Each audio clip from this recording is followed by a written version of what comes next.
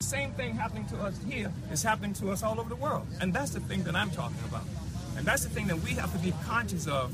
We cannot allow them to treat Ferguson as if it's peculiar, as if this only happens in Ferguson, when it's happening to black people all over this country and around the world. And the sooner we get aware of that, then the harder it is for them to come up with phony kinds of things to try to pacify us as opposed to solving real problems that we're confronting. Can I ask you brothers a question? So when does the responsibility becomes on us and we stop asking for someone else to fix the situations that we need to take care of ourselves? Because what I'm saying is, if the men of these communities, if we come together, we don't need an outside force to do nothing for us. We're self-sufficient. If you want to, you were saying that we don't have economical structures and stuff like that. We need to patronize ourselves. We need to patronize black businesses. Money does not stay in the black community. So if it doesn't, if it's going out the community, how are you supporting yourself? And we study asking for someone else to do something for us that we have to do for ourselves. I agree. Let me just say this. I don't think it's a matter of begging for something, but I think we have to achieve clarity. Every Monday morning, your preacher or somebody's preacher here goes and take your money to the bank. The bank. Yes. Every time you go to the mall, they take your money to the bank. Every time you go to one of these stores, they take your money to the bank. And then the bank uses that money and loan it to other people to make money from your money. But when you go to the bank and ask them for a business loan with your own money, you can't get the money. That's your money. That's your money. So that's not begging. The city government here, every year, the city government gets tons and tons of money. They get it from so-called community, block grant monies.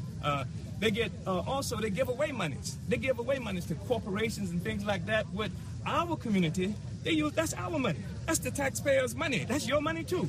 But when you go and to the city council and say, look, we need this for, okay, this ain't begging. We're saying we want our money, that you're giving our money to all these other corporations and other things. We want some of our money too. So that's not begging.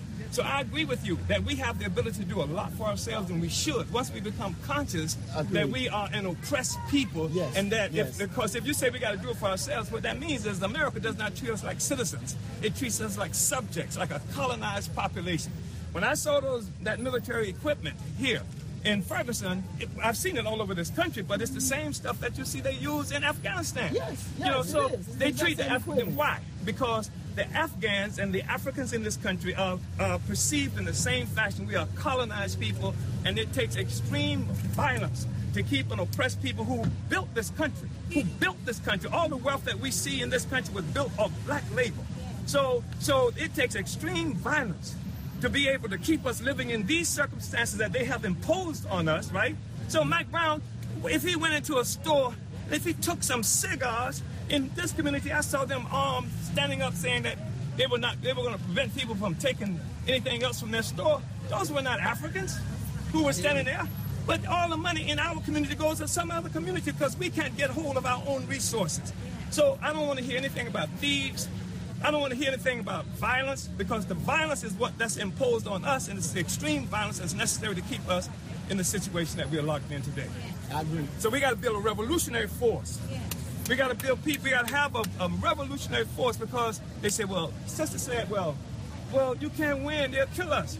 They're killing us. We ain't revolutionary. Michael Brown was not a revolutionary. He was just walking down the street. All you got to do is be black in this country and most of the world, and you're going to catch hell.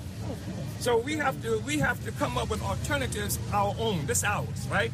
I don't care. They talking about finding racial peace. I'm not looking for racial peace. I'm looking for freedom for black people, because it's not racial disruption. The only thing that busts up what they call racial peace is the oppression of black people.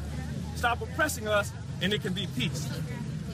That's the thing. And so we have to get organized. You know what we have to do? And what Ferguson has done so eloquently? They will keep doing it until we can deliver a consequence. When we start delivering a consequence, they will stop oppressing us.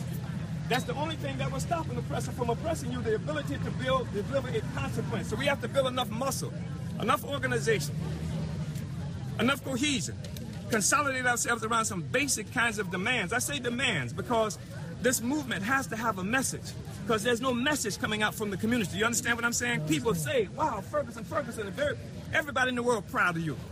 Everybody all over the world. I'm in St. Petersburg, Florida. They're having a demonstration of solidarity with African people in Ferguson. They're doing it all over the country. The Palestinians, the Iranians, the people all over are talking about solidarity here, but we don't have a message.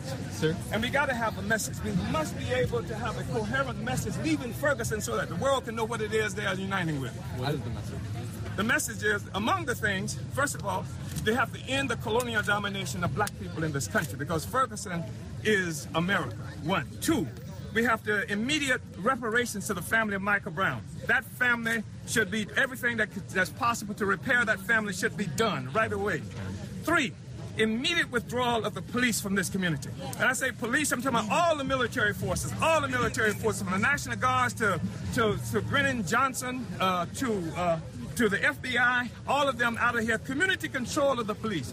If somebody's going to have a gun walking throughout the community, the community should be controlling that police. We should have control. We should have hiring and firing ability, so we don't have to ask somebody to indict him. We can indict him if he does something in our community. Can we ask you?